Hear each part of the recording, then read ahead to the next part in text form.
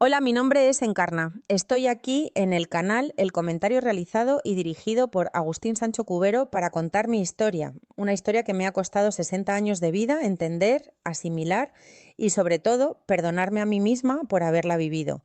Porque durante más de 3 décadas habité una mentira perfecta, un decorado de cartón piedra que yo creía que era un hogar sólido y respetable, hasta que el suelo se abrió bajo mis pies y descubrí que toda mi existencia era un fraude, que el hombre con el que compartía mi cama, mis proyectos, mis secretos y mis días no era mío, que nunca lo había sido y que, en la macabra contabilidad de sus 2 vidas, yo no era la esposa legítima atrapada en una infidelidad, sino la intrusa, la eterna clandestina, la otra, la que llegó tarde a una mesa que ya estaba servida desde mucho antes de que él cruzara su mirada con la mía.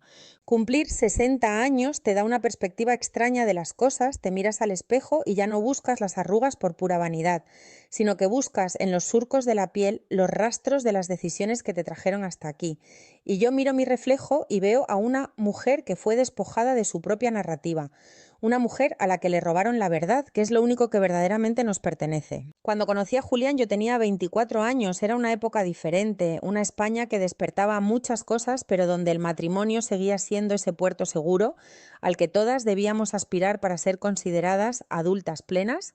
Él era un hombre mayor que yo, le gustaba presentarse como un tipo hecho a sí mismo, con ese aura de misterio y madurez que a las chicas jóvenes y un tanto ingenuas nos encandila por completo. Me decía que viajaba mucho por motivos de negocios, que su empresa de transportes y logística le exigía pasar semanas enteras fuera de la provincia, cruzando el país de punta a punta, y a mí aquello me parecía el colmo de la laboriosidad. Un sacrificio inmenso que él hacía por nuestro futuro común, un futuro que empezamos a construir con un noviazgo formal, con él, la bendición de unos padres que veían en él al yerno ideal, serio, solvente, educado y profundamente devoto de su trabajo. Nos casamos en una ceremonia íntima, compramos un piso luminoso, lo decoramos con la ilusión de quienes estrenan el mundo y pronto la rutina se instaló entre nosotros con una cadencia que a mí me resultaba reconfortante. Julián se marchaba los lunes de madrugada, con su maleta impecable que yo misma le ayudaba a preparar, y regresaba los viernes por la tarde, cansado, con el rostro fatigado por los kilómetros, pero siempre con una sonrisa y un detalle para mí, un beso en la frente, una palabra amable. Una cena tranquila donde me contaba a grandes rasgos sus peripecias por las carreteras, los contratos firmados, los problemas con los proveedores. Todo encajaba de una manera tan fluida que jamás, ni por un solo segundo, anidó en mi mente la sombra de la sospecha. El amor ciego no es el que no ve, sino el que construye explicaciones lógicas para cada pequeña inconsistencia. Y yo era una experta en justificar sus ausencias prolongadas, sus llamadas perdidas, que luego devolvía horas después alegando falta de cobertura en las zonas rurales o reuniones eternas con clientes difíciles. Pasaron los años, las décadas, los cabellos empezaron a teñirse de gris y nuestra vida continuó bajo ese mismo patrón de presencias intermitentes y ausencias justificadas. No tuvimos hijos, la naturaleza no lo quiso, y Julián siempre me consolaba diciendo que con tenernos el uno al otro era más que suficiente, que el destino no nos quería concentrados en nuestro amor, un amor que yo creía indestructible, blindado contra el paso del tiempo. Me sentía una mujer afortunada, envidiada a veces por amigas que lidiaban con matrimonios desgastados por la convivencia diaria, mientras que el mío mantenía siempre ese aire de reencuentro fresco cada fin de semana, ese aroma a viernes de celebración. Pero la verdad tiene una forma muy peculiar de emerger, no avisa, no pide permiso, no se presenta con grandes estruendos, sino que se desliza por una rendija insignificante, como un hilo de agua que termina por derrumbar una presa entera. La presa se rompió hace apenas un año, un martes cualquiera de otoño. Julián estaba teóricamente en el norte del país resolviendo un conflicto con una flota de camiones. Yo estaba limpiando el desván, un espacio que apenas utilizábamos y donde acumulábamos cajas viejas, papeles archivados y recuerdos desvaídos. Buscaba una vieja mantelería que quería recuperar y tropecé con un maletín de cuero viejo, un maletín que yo sabía que pertenecía a su padre y que Julián guardaba con un celo casi sagrado, por pura inercia. Por limpiar el polvo que lo cubría, lo moví de su sitio y el cierre, desgastado por los años, saltó abriéndose de golpe.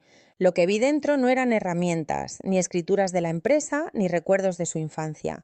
Lo que cayó sobre el suelo frío del desván fue un fajo de fotografías, cartas atadas con una cinta elástica y un libro de familia.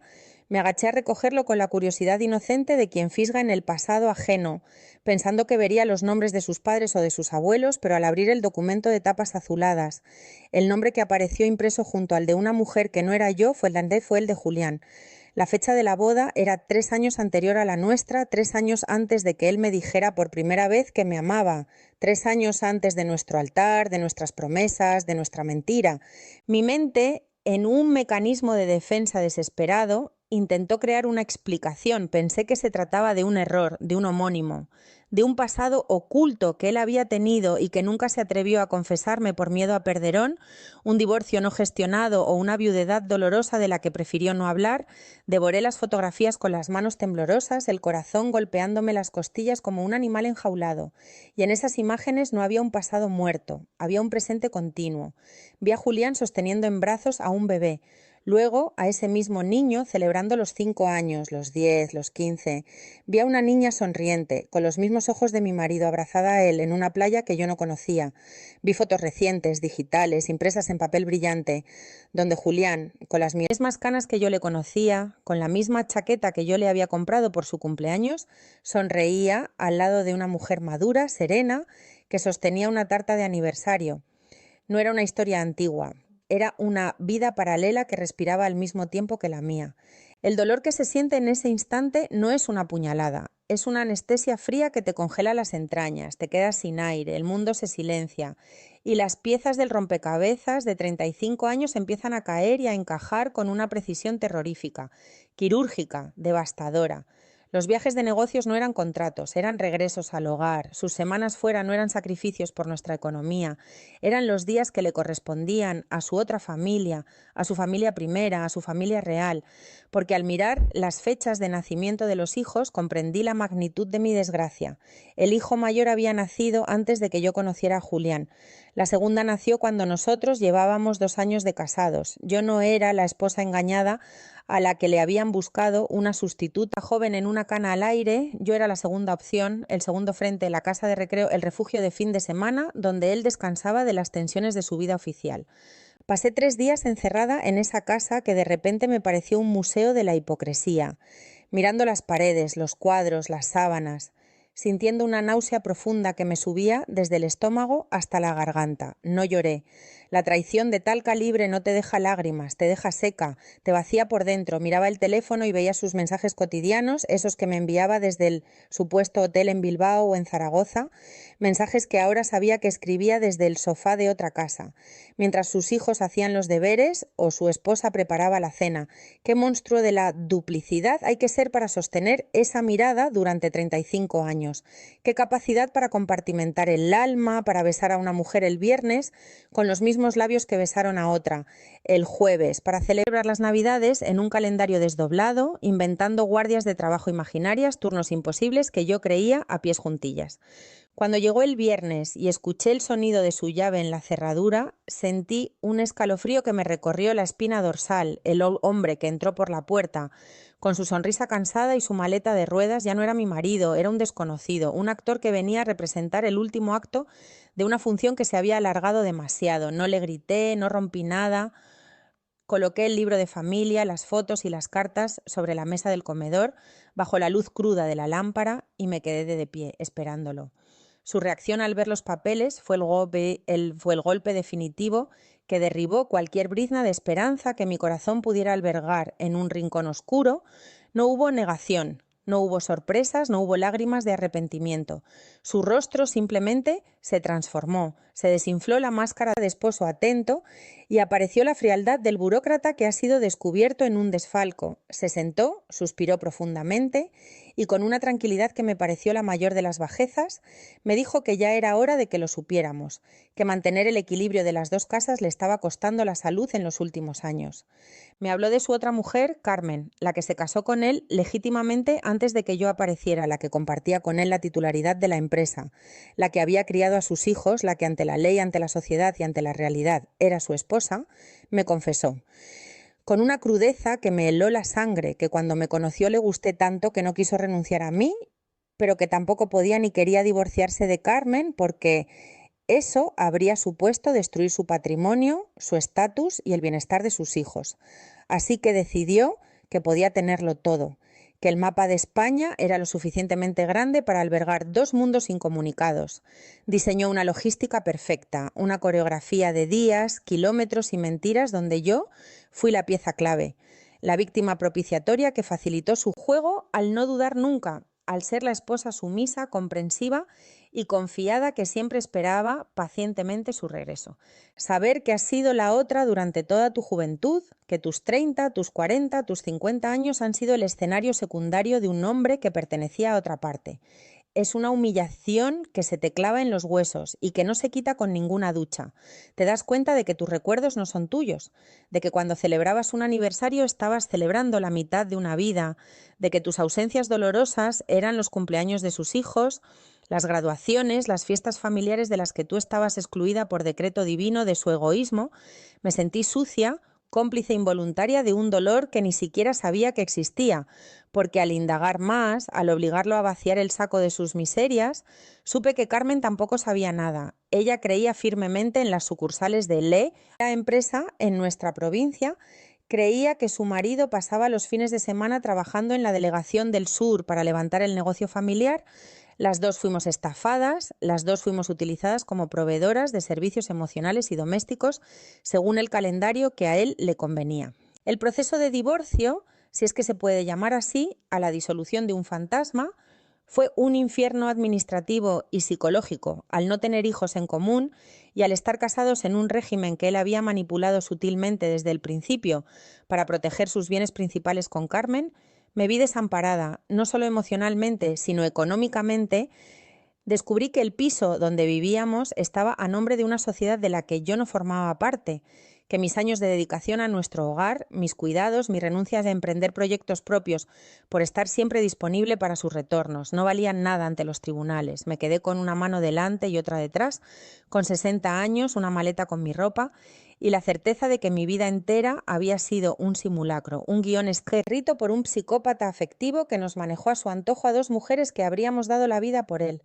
Hoy estoy aquí en este micrófono, no para dar pena, porque la compasión es un sentimiento estéril que no reconstruye a nadie. Estoy aquí para sensibilizar, para poner voz a una realidad que ocurre en las sombras más de lo que la gente se imagina, para decirle a cualquier mujer que me esté escuchando que la confianza ciega no es una virtud, es un peligro, que amar no significa entregar las llaves de tu biografía a otra persona para que haga con ella lo que le plazca, que debemos aprender a mirar las costuras de las historias que nos cuentan, a preguntar, a indagar, a no conformarnos con las ausencias justificadas por el altar del trabajo o del deber.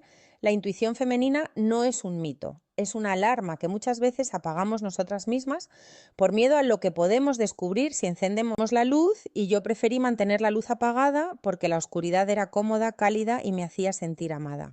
El despertar ha sido tardío, duro, implacable. Reconstruirse a los 60 años es una tarea titánica. Es aprender a caminar de nuevo con las piernas rotas. Es mirar el pasado y no reconocer a la joven que fui, sentir rabia por su ingenuidad y luego sentir una profunda compasión por ella, por esa encarna que preparaba las cenas de los viernes con tanta ilusión, sin saber que el hombre que se sentaba a su mesa venía saciado de otra vida. He tenido que buscar un pequeño piso de alquiler, volver a trabajar en lo que sale, soportar las miradas de lástima de los vecinos que antes nos veían como la pareja ideal y que ahora evitan mi mirada en el ascensor como si la desgracia fuera contagiosa, como si ser la otra fuera un pecado que yo hubiera elegido cometer conscientemente. Quiero que mi testimonio sirva para romper ese estigma. Yo no fui la amante que se escondía en hoteles por un subidón de adrenalina, yo no fui la mujer que destruyó un hogar a sabiendas. Yo fui una esposa que lavaba camisas, que pagaba facturas, que cuidaba de su marido cuando enfermaba, que construyó una familia unilateral que solo existía en mi cabeza. Fui la otra sin saberlo. La otra por decreto de un mentiroso profesional, y esa es una herida que tarda mucho en cerrar, que quizás no cierre nunca del todo, pero que ahora, al menos, está expuesta al aire, limpia de secretos, dueña de mi propia y dolorosa verdad. Agradezco profundamente a este espacio, a este canal El Comentario, por darme la oportunidad de desahogar este peso que llevaba en el pecho, por escuchar con respeto y sin juicios. Es una historia que humaniza el dolor y que demuestra que la realidad siempre supera a la ficción más retorcida. Si os ha conmovido mi historia, si creéis que la verdad y los testimonios reales como el mío merecen un altavoz en este mundo tan lleno de ruido y falsedades, os animo de corazón a suscribirse al canal para que el trabajo de Agustín pueda seguir llegando a más personas que necesitan abrir los ojos y encontrar un lugar donde las historias se cuentan de verdad, con crudeza y con el corazón en la mano.